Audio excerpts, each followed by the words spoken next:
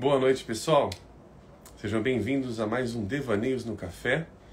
Hoje, não realizando no SEI, na verdade, o nosso encontro é de quarta, mas passamos para quinta-feira hoje por N motivos, vários motivos, né? Mas estamos de volta com Devaneios no Café. Então, hoje eu tenho energético, hoje não tenho café, mas parecido. Dá um efeito semelhante. Deixa eu só colocá-lo aqui. Então, boa noite para o pessoal que está chegando agora, pessoal que já conhece nossas lives, para o pessoal que já acompanha e também para o pessoal que vai conhecer, que também pode estar entrando agora, para o pessoal que também vai vê-la gravada, né? Então, boa noite. E nosso tema não vai fugir muito. Basicamente, ele é a essência, né, da data que nós estamos vivendo neste momento, né? Ontem, dia 12, foi dia dos namorados e hoje, dia 13, é dia do Santo Antônio, né? Dia do Santo Casamenteiro. Então, nós vamos falar um pouquinho sobre...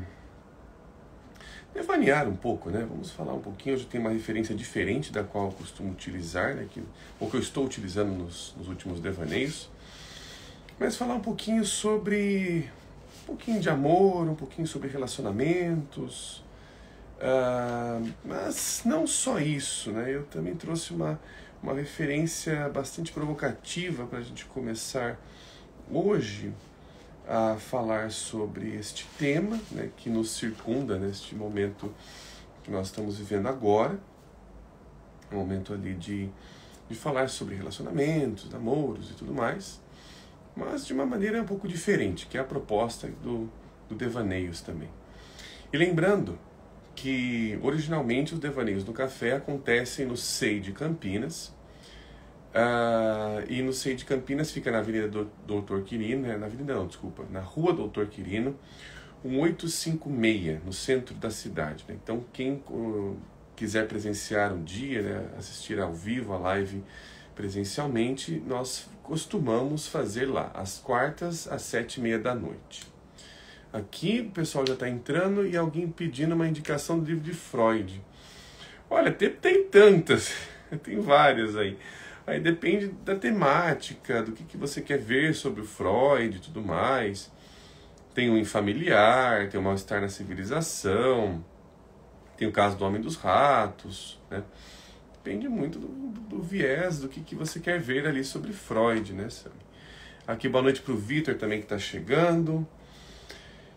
Então, hoje nós vamos para este tema, né? Então, antes de eu começar, né, da gente começar a devanear juntos, da gente começar a imaginá-lo, eu sempre lembro que quem quiser fazer algum comentário, vocês já estão fazendo, inclusive, né, pode usar ali a caixinha.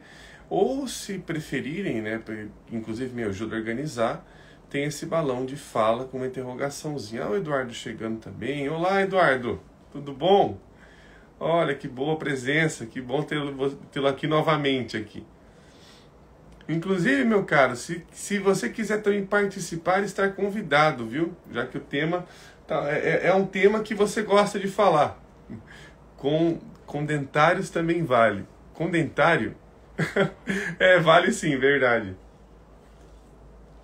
Tô aqui tomando meu energético. Então, deixa eu só arrumar aqui a câmera que ela tá entortando.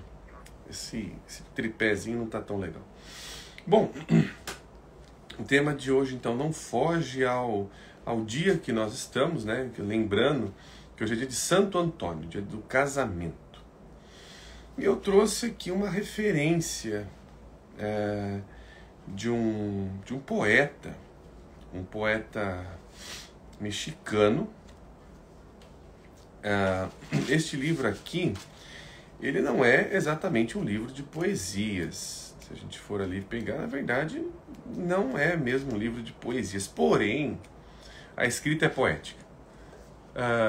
Tá joia, Eduardo? Hoje não, mas vamos para mais uma live sim. Mas fique aí o convite, né? Inclusive a gente ficou de fazer uma live, né, Eduardo? E ela ainda não aconteceu, precisamos combiná-la. Hoje é dia de você tomar uma e hoje é dia de eu hoje é dia de eu também tomar, só que eu vou tomar um energético, né? Pois bem, este poeta, este escritor, inclusive ele foi prêmio Nobel de literatura, ele é o Otávio Paz. Octávio Paz. Né? Inclusive é uma ótima referência sobre o tema de hoje. E eu tenho este livro gasto, esse livro velho, esse livro de sebo, inclusive, mas um livro fantástico para trazer aqui uma referência, né? Trazer ali uma chama à nossa imaginação, que é a dupla chama, amor e erotismo. Este livro aqui vai ser o que eu selecionei hoje aqui, dentre as leituras que eu faço, dentre as leituras que eu já fiz e resgato elas, trago Otávio Paz para uma reflexão. E neste livro aqui, ele vai contando, ele vai aqui falando um pouco sobre a história e a linguagem, tanto do amor quanto do erótico. Aqui é a Carla Adriani. Carla Adriani falando aqui, esse livro é excelente. Sim, é um livro extremamente inspirador. É um livro para ser apreciado. Antes de lido, apreciado. Né? Então eu recomendo, eu não encontrei, eu falo que ele é de sebo, tá, pessoal? Porque eu não encontrei este livro para vender em edições novas nas livrarias. Eu não encontrei, né, nas conhecidas, na Amazon, na editora. A editora desse livro é qual, inclusive? Que eu não conheço esse. Deixa eu ver se eu encontro aqui a editora. Editora siciliana? Eu acho que é siciliana. É isso mesmo, editora siciliana. E agora achei. Então eu não conhecia essa editora aqui por causa dessa marquinha aqui dela. Uma marquinha antiga. É um livro antigo. Ele é de... Quando ele foi editado, inclusive, né? É importante passar essas questões de data, apesar de tudo mais, porque também tem diferenças culturais, né? A gente está falando de diferenças aí marcantes. Ele é editado de 1994, porém, foi escrito em 1914. Olha que interessante. Então temos aí uns belos anos de edição desse livro aqui. Boa noite para a Flá Regina também. O nome do livro, quem está perguntando é a Camila. O nome é A Dupla Chama, de Octávio Paz, um escritor mexicano. Bom, este livro aqui, bastante inspirador, do Octávio Paz, vai trazendo várias reflexões importantes sobre amor. E uma delas que eu selecionei é esta daqui, que está na página 46 dessa edição que eu tenho. Então, deixa eu só ver. Obrigado. Ah, não, imagina, Camila. Então, deixa eu ver. É isso mesmo. Deixa eu ver. Eu tenho 2 parágrafos aqui, que vai terminar na 47, que são bastante interessantes. Que aqui ele vai começar a trazer uma problemática dicotômica em relação ao amor. Então, vamos começar com uma leitura aqui para a gente ir se inspirando. Octávio Paz diz o seguinte aqui. Também o banquete aqui ele está se referindo à obra de Platão, né? Contém ideias e expressões que nos escandalizariam se não o lêssemos com certo distanciamento histórico. Por exemplo, quando Diotima descreve as escalas do amor, diz que se começa por amar só um corpo belo. Olha que interessante isso. Isso traz uma reflexão bastante interessante. Mas que seria absurdo não reconhecer que outros corpos são igualmente belos. Em consequência, seria igualmente absurdo não amar a todos. É claro que Diotima está falando de algo muito diferente do que chamamos de amor. Para nós, a fidelidade é uma das condições da relação amorosa. Então aqui ele está trazendo um poliamor, né? Ele está trazendo uma problemática de um poliamor ali. Mas ele vai, um pouco mais adiante, ele vai discutindo esse tema. Eu não conheço esse autor Diotima, não tenho muita a particularidade com ele, né? Mas aqui ele vai dizendo o seguinte: Diotima não só parece ignorar isso, como nem sequer lhe ocorre pensar nos sentimentos daquele ou daquela que amamos. Ela os vê como simples degraus na subida até a contemplação. Na verdade, para Platão, o amor não é propriamente uma relação. Olha que interessante, agora começa a ficar complicado e interessante. Propriamente para Platão, o amor não é uma relação, é uma aventura solitária. Ao ler certas frases de O Banquete, é impossível não pensar, apesar da sublimidade dos conceitos, num Dom Juan filosófico. A diferença é que a corrida do gozador é para baixo e termina no inferno, enquanto a do amante platônico culmina na contemplação da ideia. Dom Juan é subversivo e, mais que o amor às mulheres, inspira-se no orgulho, na tentação de desafiar Deus. É a imagem invertida do Eros platônico, né? Então aqui Octávio Paz faz um pareamento Platão e Dom Juan, como sendo diferenças de direções onde cada um vai parar com o seu amor ali. Mas aí a complicação vai ficando mais gostosa que o Octávio passa. Aqui no próximo parágrafo ele diz o seguinte: a severa condenação do prazer físico e a pregação da castidade como caminho para a virtude e a beatitude são a consequência natural da separação platônica entre o corpo e a alma. Para nós, cultura ocidental, mercadológica, né, revolução industrial e por aí vai, para nós essa separação é muito forte. Este é um dos traços que definem a época moderna. As fronteiras entre a alma e o corpo se atenuaram. Muitos de nossos contemporâneos já não acreditam na alma, uma noção apenas usada pela psicologia. E aí faço um pequeno parênteses, né, que inclusive um autor que a gente vem bebendo bastante da fonte dele aqui dentro dos devaneios, que é o Hillman, diz que inclusive a própria psicologia se distancia cada vez mais. Isso ele já vai falando na década de 70.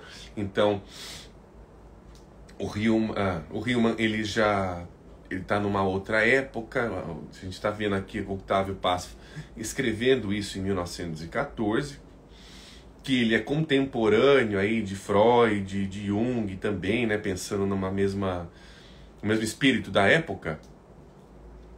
Hillman vai falar, né, mais para frente, inclusive, lá para os anos 70, até os anos 2000, né, Hillman morre em 2011, que a psicologia, numa ânsia de cumes, e aí ele vai falando da psicologia como um viés, né, uma ciência.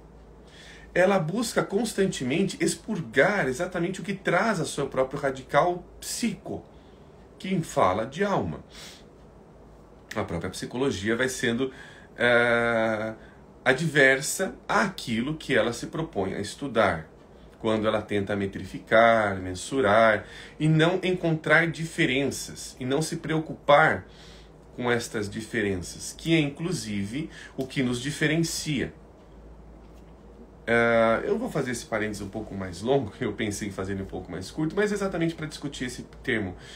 Porque dentro da concepção, até mesmo da psicologia de Jung, quando ele traz o termo individuação, há uma complicação bastante atenuada em relação a este termo, porque individuação traz toda uma perspectiva de algo mais monocentrado.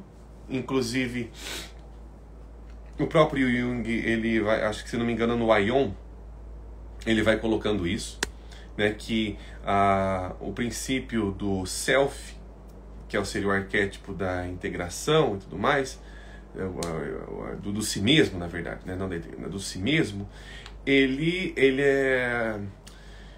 é mais monoteísta, enquanto o ânima e ânimos são mais politeístas. O Hillman tem um artigo que ressalta essa visão também. Mas uma coisa importante é lembrar que a questão da individuação que o Jung traz, que é a questão do si mesmo, ele vai falar sobre uma diferenciação. Quando fala-se de si mesmo, é o que me diferencia dos meus demais, dos que estão ao meu redor. Então, esta preocupação é uma preocupação psicológica. O que me diferencia, quais são os detalhes que me colocam para fora da reta, esses pontos fora da curva. Esses são interessantes psicologicamente falando, que é inclusive a base, né, que a gente vai falando de patologias, de psicopatologias, são exatamente esses pontos desviantes. Ele não se encaixa dentro de uma concepção normativa. Uma normatividade que busca, inclusive, uma mensuralidade, né? Que busca ali mensurar as coisas e não ser um contraste, uma possibilidade de contrastes entre elas. Então, aqui o que Octávio Paz está trazendo é que nós temos aí muitos anos, séculos, sobrecarregados de divisões entre mente, espírito, corpo e alma, como se fossem coisas ali opostas, e que na verdade elas se encontram constantemente, são anseio, aspirações que se comunicam, que se interrelacionam, que as suas terminologias não se separam, na verdade elas se propõem a entender de uma outra maneira, de uma outra forma, outras direções. Então ele vai trazendo aqui uma complicação dessa separação entre corpo e alma, entre erotismo e anseio, que isto nós vamos entendendo inclusive como sendo algo que, para que eu me aproxime de um amor mais puro, de um amor que me abarque com quem que eu sou, eu preciso me afastar das questões mais corporais ou também mais sexuais. Quando, na verdade, isso é um problema ainda maior, que aqui ele está trazendo também uma referência, Octávio Paz, de que nós nos apaixonamos primeiro por este corpo. E que a compreensão da beleza deste corpo, e o belo, né, para os gregos é diferente para a nossa concepção atual, daqui a pouco eu vou falar um pouco mais sobre isso, é que o belo não é só uma questão de estética física, de apresentação visual, né? O belo tem a ver com profundidade. A beleza, ela, para os gregos, ela é entendida como aquilo que me leva à profundidade das coisas. Então, quando eu vejo beleza, eu vejo profundidade ao mesmo tempo. É uma outra concepção, mas fiz um parênteses um pouco longo, vou voltar aqui à leitura para a gente alimentar a nossa imaginação. Né, que ele coloca da psicologia. Por isso que eu fiz esse parênteses aqui. Porque a psicologia, ela também, em várias das suas vertentes, ela vai negando a alma. E se aproximando mais, tentando se aproximar mais de uma visão biológica, que é uma outra narrativa, né? Não é que seja uma narrativa, de novo, não é narrativa boa e ruim, mas é uma outra concepção, leva para um outro lugar. Elas por serem diferentes, elas se conversam, mas quando elas estão unificadas demais, ou estão padronizadas demais para serem validadas, têm um discurso único, o problema é que geralmente isso costuma virar uma torre de Babel ao longo do tempo. Mas voltando aqui. Ao mesmo tempo, o que chamamos corpo é hoje algo muito mais complexo que era para Platão e a sua época. Nosso corpo possui muitos atributos que antes eram da alma. O castigo do libertino, como tentei demonstrar anteriormente, consiste em que o corpo de sua vítima, o objeto erótico, é também uma consciência. Através dela, o objeto se transforma em sujeito. E isso aqui é de uma beleza maravilhosa. O mesmo podemos dizer da concepção platônica. Para Platão, os objetos eróticos, seja o corpo ou a alma do efebo, nunca são sujeitos. Têm um corpo e não sentem. Têm uma alma e se calam. São realmente objetos. E sua função é a de proporcionar degraus na subida do filósofo até a contemplação das essências. Aqui, né, ele está falando sobre amor platônico. Embora, no curso dessa ascensão, o amante, melhor dizendo, o mestre, tenha relações com outros homens, seu caminho é essencialmente solitário. Nessa relação com os outros, pode haver dialética, quer dizer, divisão do discurso em partes. Mas não há diálogo, nem conversação. O próprio texto de O Banquete, embora adote a forma do diálogo, é composto por 7 discursos separados. Em O Banquete, erotismo, em sua mais pura e elevada expressão, não aparece a condição necessária do amor. O outro, ou a outra, que aceita ou rejeita, diz sim ou não, e cujo próprio silêncio é uma resposta. O outro, a outra, e seu complemento, aquilo que converte o desejo em acordo, o livre-arbítrio, a liberdade. Aqui é bem interessante o que o Otávio Paz ele coloca, né? Aqui ele coloca que essa concepção platônica, essa concepção dicotômica em separar corpo e alma, traz uma problemática, traz ali uma questão de que dentro desta separação, essa separação não é feita à toa. Tem-se um objetivo de elevação. O objetivo filosófico, de alguma certa forma, é um objetivo que está no campo contemplativo das ideias. No campo contemplativo de uma ascensão. E este corpo, ele atrapalha. Se ele estiver, vamos colocar nessa palavra, não domesticado, este corpo não dócil, não domesticado, ele atrapalha, ele pode vir a atrapalhar estas ascensões, estas aspirações em relação a um amor mais sublime, a concepção, a ideia de um amor mais sublime. Bom, o que traz isso, na verdade, é quando nós falamos de separação, também nós podemos falar sobre demonização, não no sentido agora religioso da palavra, mas talvez no sentido radical da palavra, no sentido etimológico que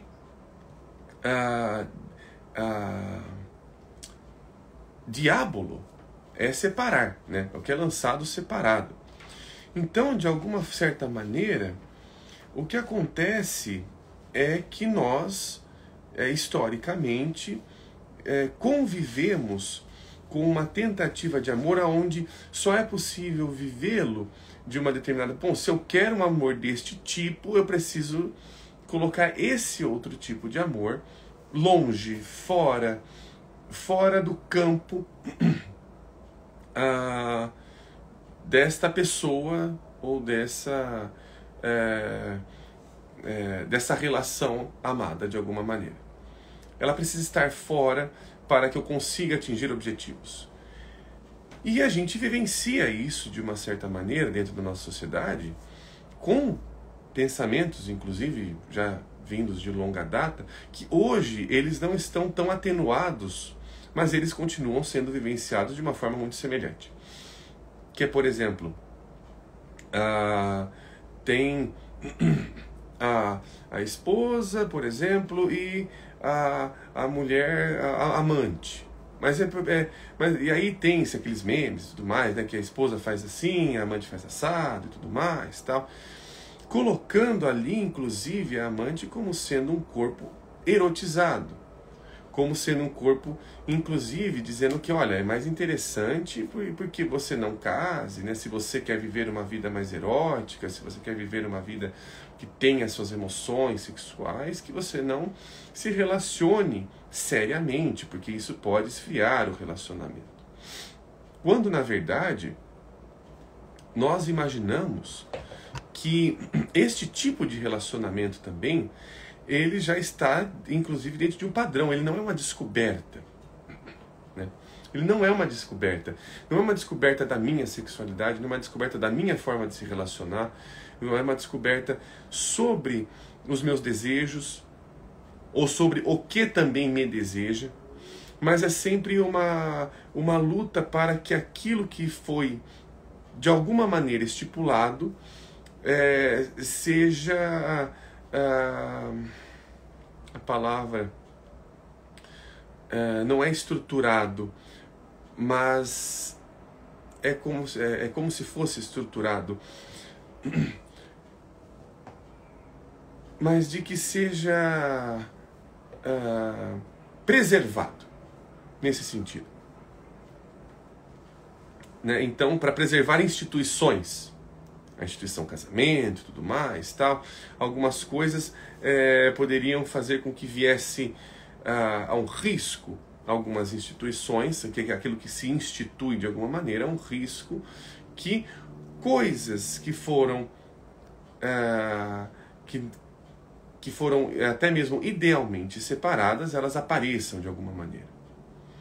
Então isso aí é uma provocação que o Otávio Paz ele traz sobre as relações. E esse é um ponto, porque dentro das relações, seja elas quais forem, mas as principais, que são os relacionamentos, né, de namoro, de casamentos, relacionamentos ali onde você vai se aprofundar em uma pessoa, o que acaba acontecendo é que dentro dos relacionamentos você vai se conhecendo partes daquilo que eu não sei no outro. O outro vai estar sempre dando para mim um espelho a meu respeito, que eu não tenho acesso tão fácil, ou talvez nem tão nítido, se não for através de uma outra pessoa. E então, isso reflete que sempre haverá um nível nosso preocupado em como eu estou sendo visto. Claro, esse nível, psicanaliticamente falando, é o que a gente chama de narcisismo. O narcisista, até fazendo um parênteses, né, até o Contar do Caligares ele fala bem sobre isso. Hoje tem-se uma concepção comum de que o narcisista é uma pessoa arrogante, prepotente, é uma pessoa que tem a preocupação de diminuir o outro para que ele se sobressaia, é um próximo ali de um psicopata e por aí vai, esses outros termos. Só que, psicanaliticamente, pensando nos nossos níveis, há uma preocupação profunda nossa em como estamos sendo vistos. Narcisista, nesses termos, claro que tem as suas proporções patológicas, mas é aquele que o tempo todo ele está preocupado em como ele está sendo visto. Ele está constantemente preocupado de, olha, será que o que eu estou fazendo é bom, é fazer correto? Mas só que o patológico nisso é, você é preciso que aceite o que eu estou fazendo, você goste ou não, mas o que eu estou fazendo é importante, você tem que ver isso. Então começa a ficar ali, não há mais uma percepção de eros. O que parece ser eros ali, na verdade, não tem erotismo, trazendo para uma relação que a gente está falando hoje. O erotismo, ele envolve, de alguma maneira, o interesse em ser interessante, em ser uma pessoa interessante, em ser uma pessoa visível, em ter alguma coisa, alguma qualidade, algo que seja apreciável. Isso é erótico. A partir do momento em que eu não estou mais preocupado, ou melhor, não é nem preocupado a palavra, mas eu não estou mais interessado nesses aspectos, o que acontece é que eu preciso sempre de uma afirmação, mas a parte de me tornar, de ser alguém interessante, já não está mais ali. Ou seja, não tem mais eros envolvido. Porque para que tenha, para ser isso em qualquer psicologia, tá? Para que haja um interesse psicológico em qualquer coisa que seja, esse interesse tem que ser erótico também, né? Todas as coisas elas estão sob a regência, nós somos sujeitados por poderes afrodisíacos que nós não conhecemos. O tempo todo. O tempo todo eles vão estar nos atravessando, eu goste ou não. Esses poderes, tudo que é criado, tudo que é nascido, tudo que é feito, tudo que é trabalhado, tudo que é esculpido, tem um poder erótico dentro, em si. Exatamente este poder erótico, afrodisíaco, é o que traz a possibilidade de amar as coisas. O trabalhador amar, construir uma escultura de madeira. Um psicanalista em escutar. Um médico em atender. E por aí vai. Este amor às coisas é porque este erótico ele tem uma apresentação própria. Ele não é obrigatoriamente, exclusivamente para uma questão sexual. Todas as coisas são eróticas de alguma maneira ou de outra. Todas elas animam o corpo. elas acontecem também no nível corporal. O grave problema, que inclusive trouxe essa parte que o Otávio Paz ele coloca, é quando há uma dicotomia muito enraizada e muito alimentada constantemente pela nossa cultura em não perceber este corpo. Claro, porque é no corpo, e principalmente no corpo, que há o sofrimento. E sofrimento não estou dizendo apenas de dores e tudo mais, mas é onde alguma coisa vai me afetar. O corpo é o lugar de afetos, seja eles quais forem. E estes afetos, eles pedem o seu próprio tempo. Eles pedem a sua própria maneira de serem vistos. E óbvio, se nós estamos falando de uma cultura, que é a nossa cultura, que é uma cultura imediatista, em diversos aspectos, essa posição de parada é um risco. Parar é também sinônimo de não estar produzindo, de não estar sendo visto, sendo performático e por aí vai. Porque parar exige, inclusive, um momento de perceber que eu não enxergo, que eu não estou conseguindo ver algumas coisas, que eu não estou conseguindo me relacionar com elas. E aí vem um anseio muito grande por respostas, um anseio muito grande por... Então, será que eu deveria ter feito isso? Deveria ter feito aquilo? Que são posições que continuam, de uma certa maneira, ainda tentando salvar alguma coisa, tentando lutar, inclusive, contra algo que deve ser feito. Então, uma posição psicológica, ela não está preocupada em exatamente com o que vai ser feito, mas ela está preocupada com o discurso que está continuando ou que está levando a alguma coisa e que não está sendo apropriado para esse sujeito. Ele está se separando, se dicotomizando. É uma subserviência a algo que eu não sei ainda. E eu só conheço, né, o outro, né, psicanaliticamente falando, é tudo aquilo que eu sou e não sei. Então, se eu não paro para observar o que este outro está falando, dizendo, inclusive fazendo isso, ele me afeta, se eu não me preocupo em perceber esse afeto, e perceber esse afeto não significa percebê-lo instantaneamente, apenas, mas também percebê-lo numa instância onde isso vai levando para onde? Então tem que se ter um tempo, né? Um tempo de apreciação, entre aspas, um tempo perdido. Tem que se ficar um tempo, perdendo tempo ali, wasting time ali naquele momento. Senão, toda percepção instantânea vai ser uma percepção correta. E é uma percepção que geralmente, qual que é o problema do instantâneo nesse sentido? Ele retira, o instantâneo tenta retirar angústias. Ele tenta tirar as angústias que estão sendo vividas, estão sendo sofridas naquele momento. E não propor uma reflexão. Claro que, inclusive, no instante pode-se ter ali um insight, alguma coisa importante.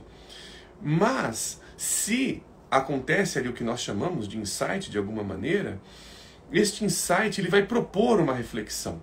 Ele vai propor, dizer, opa, mas peraí, não é só isso mesmo, tem isso daqui. Então ele meio que quebra esse pensamento automático, essa vivência automática que nós costumamos ter, né? E aqui, divaguei bastante. Então, eu estou trazendo esse problema aqui, né? Um pouco sobre o amor. Também tem uma outra parte que eu separei aqui deste livro fantástico, que são 2 parágrafos. Deixa eu ver como é que está o nosso tempo. Dá para ler tranquilo, sim. Inclusive, É uma coisa bem interessante, bem fantástica aqui, que essa é uma outra concepção que também tem num poema, acho que da Ana Martins Marques, que ela fala que ele não tem saída para o amor. Né? O amor é um lugar onde não tem saída, onde caça e presa estão juntos o tempo todo, até mesmo trocando de lugar, até mesmo trocando de posição, sem que se perceba. Então, é um jogo de trocas, né? No sentido ali, não de trocar no sentido de escambo, né?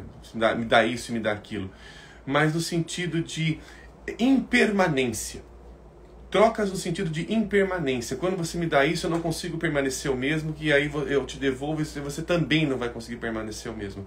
Essas trocas, elas acontecem mais profundamente quando se está amando, porque de alguma maneira se está sofrendo algo também. Se impermanece o mesmo. Então eu tenho uma outra parte aqui e também eu vou dar uma olhada, porque eu fui falando tanto, fui divagando tanto, que eu não sei se tem perguntas, comentários aqui, eu só fui indo. Deixa eu dar uma olhada. Não tem. Não tem nenhum comentário aqui. Bom, então eu separei uma outra parte deste livro aqui, que é da página 128 à página 129. Começa no último parágrafo da 128 e termina no primeiro parágrafo da 129. É um parágrafo bastante interessante e peculiar.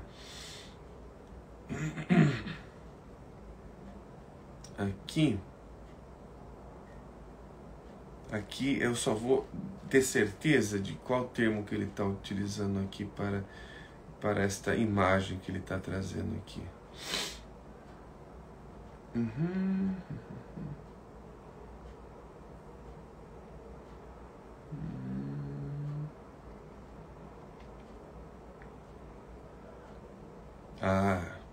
Eu ler só um trechozinho bem do final aqui do primeiro parágrafo da 128, porque ele tem uma parte bem importante aqui no finalzinho.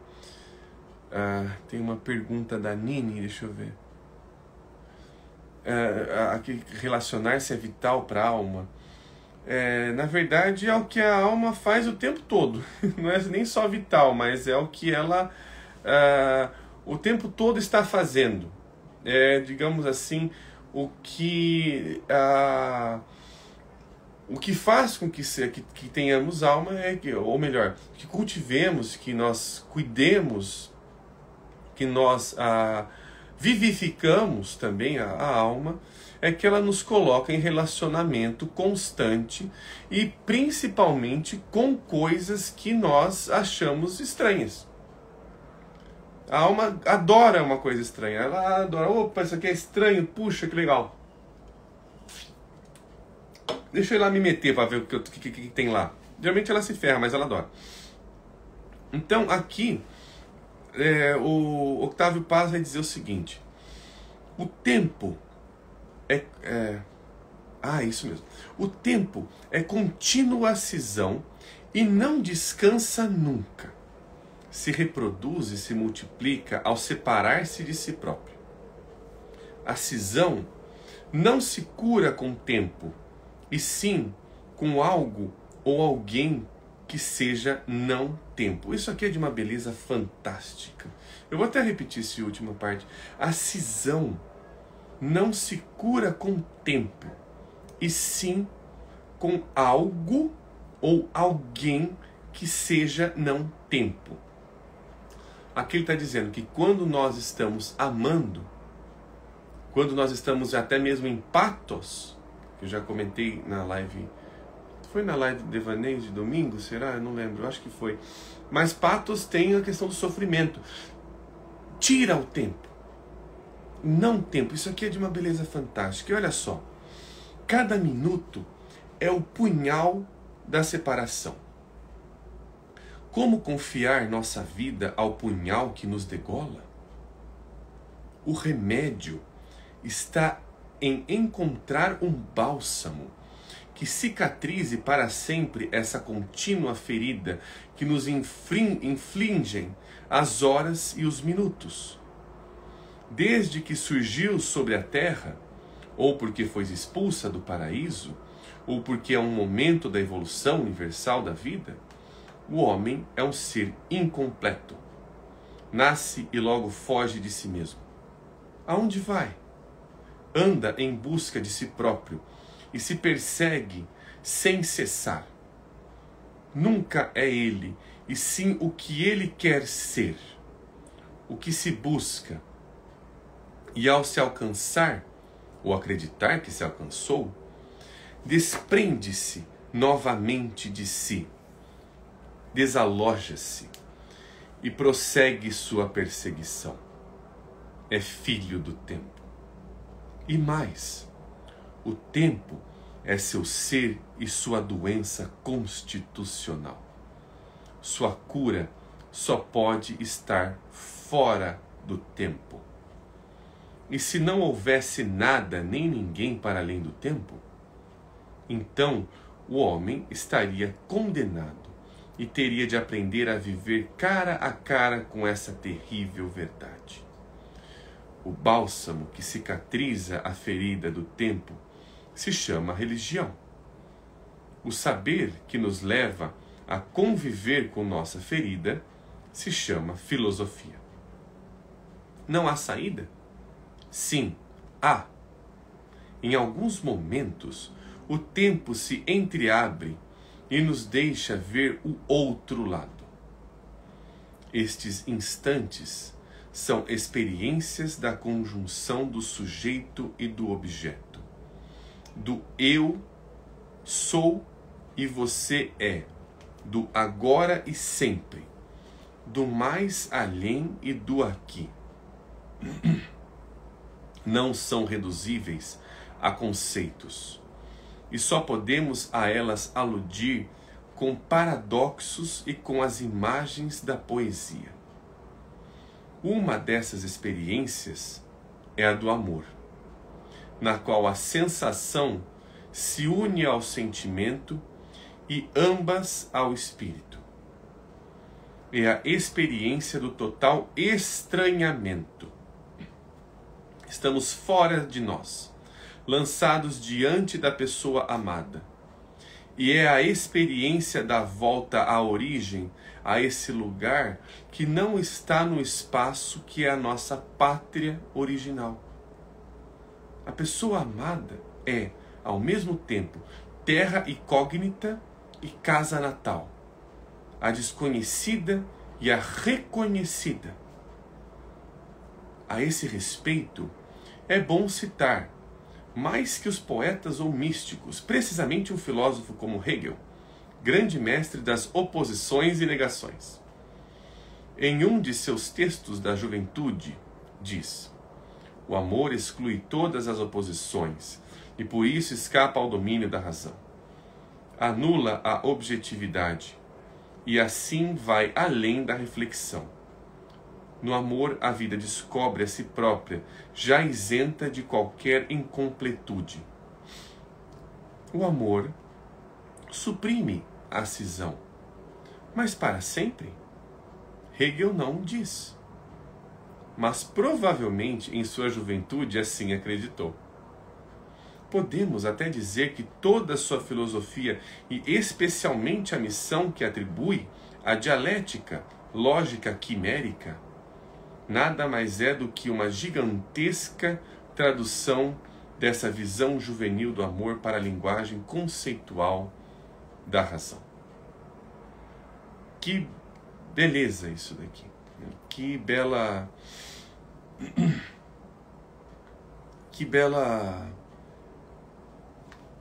imagem que o Octávio Paz está trazendo aqui. Ele está trazendo, obviamente, ali para a gente refletir, uma consonância entre tempo e morte. Ele está trazendo ali um reconhecimento de que somos seres do tempo, e isso inclui-se que ao tempo todo nós estamos morrendo, o tempo todo as coisas estão deixando de ser o que são para mim, estão me abandonando, estão se abandonando até de si mesmas. O que tira, ou melhor, o que faz com que eu consiga ser um ser no tempo? O Octávio Paz diz que uma destas coisas, ou melhor, uma dessas qualidades é o amor. O amor é o que me interessa constante, é uma quebra do tempo. O amor não acontece, ele, no momento em que ele está sendo vivido, ele já está eternizado. No momento em que ele está sendo percebido como amor, ele já está, em algum sentido, eternizando aquela experiência, aquela vivência, aquele momento. Traz um sentido de única profundidade em que o que me é estranho e o que me é familiar faz sentido, faz um sentido único, especial para mim. E este sentido cria um laço que talvez seja até impossível de se desfazê-lo. Este laço não está exatamente pronto. Ele não aparece exatamente pronto. Ele é um laço que vai sendo percebido internamente e que vai se interessando cada vez mais em o que é sujeito e o que é objeto, porque essas duas coisas parece que agora estão se encontrando. Elas agora estão fazendo elas parecem que estão se comunicando, e ao mesmo tempo em que elas parecem estar se comunicando, eu não sei e eu não consigo decifrar que linguagem é essa. Pois é uma linguagem nova. Ou seja, amar é ver novidade naquilo que está sendo amado. É novo. É extremamente novo. Por mais que seja parecido, idêntico, é novo. É uma novidade. E é uma novidade, inclusive, porque ela está trazendo um aspecto de diferenciar-se das coisas que naturalmente morrem ao nosso redor. Naturalmente, viajando de ônibus, eu olho para uma coisa na esquina tal, e ela vai passando. Mas a partir do momento em que alguma coisa me capta, ela é lembrada, ela é sonhada, ela é amada. Ela se lembra de mim. Esta lembrança, essa captação, essa forma dela aparecer para mim, dela de alguma maneira se tornar interessante, é o que constitui este laço que rompe esses momentos onde tudo está constantemente morrendo. Opa, agora eu não vou mais ser só isso.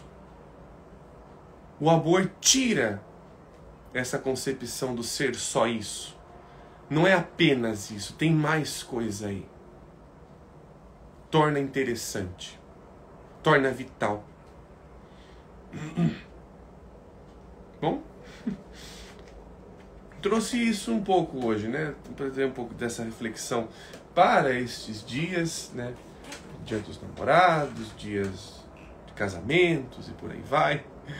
Trazer um pouquinho de poesia, de uma forma poética, esse poeta maravilhoso que é Octávio Paz, discorrendo de forma poética, né? É lindo. Então eu quis trazer um pouco estas provocações, essas reflexões, esses devaneios, que é o que nós fazemos aqui já há bastante tempo.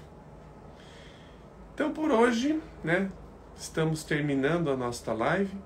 Agradeço muito ao pessoal que está participando aqui, que sempre participa dos nossos encontros. Hoje nosso encontro aconteceu de quinta, geralmente ele acontece de quarta. E aqui o Praxiteles falando que linda essa leitura, meu. E sim, ela é inspiradora. Ela é inspiradora. Eu queria trazer essa leitura, inclusive, exatamente por conta disso.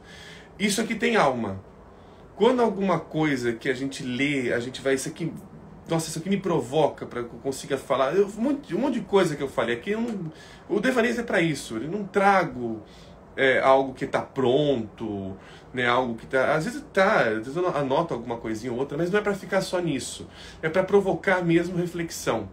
É para provocar, para a gente ir criando juntos. E não vejo uma maneira tão interessante, tão gostosa disso acontecer, com provocações que tragam essa incompletude que é a vida, que é o que nós vivemos de alguma maneira. Então aqui o Vitor agradecendo, obrigado, Devaneios é sempre uma casa com varandas. Que bom, e que essas varandas também possam nos trazer ali vários horizontes também, né, Vitor? Eu fico muito feliz. A Nini falando, os devaneios estão vivos. E aí estão vivos e fazendo laços, né? A gente está aqui fazendo laços. Aqui o Praxiteles, acredito que a poesia universal, por abranger em aspectos nossos que sempre nos consola. A poesia, ela abraça o nosso não saber o tempo todo, né? Ela abraça a nossa ignorância. A poesia é um abraço à nossa ignorância sobre as coisas. Que bom que você me permitiu te ver por algum instante. Essa célula viva, esse instante. Então a poesia nos coloca no instante, para que a gente possa reavivar o que geralmente morre ao nosso redor. Então, gente, eu fico muito feliz aqui com a participação de vocês, com toda essa apreciação. E nos vemos semana que vem. Quiser que a gente esteja na nossa casinha ali, né, no SEI, no nosso lugar. Hoje eu estou fazendo de casa mesmo, né, com este cenário aqui cheio de livros, cheio de imagens aqui atrás de mim também. E eu agradeço, né, esta live também, né, a gente está colocando agora as lives tanto no YouTube quanto no Spotify. Quem quiser acompanhá-las, quem quiser revê-las, elas estão disponíveis, os devaneios no café estão disponíveis em outras plataformas também. E por hoje é isso, meus amigos. Por hoje é isso. Eu fico muito feliz com a participação de vocês e nos vemos no próximo encontro. Até lá!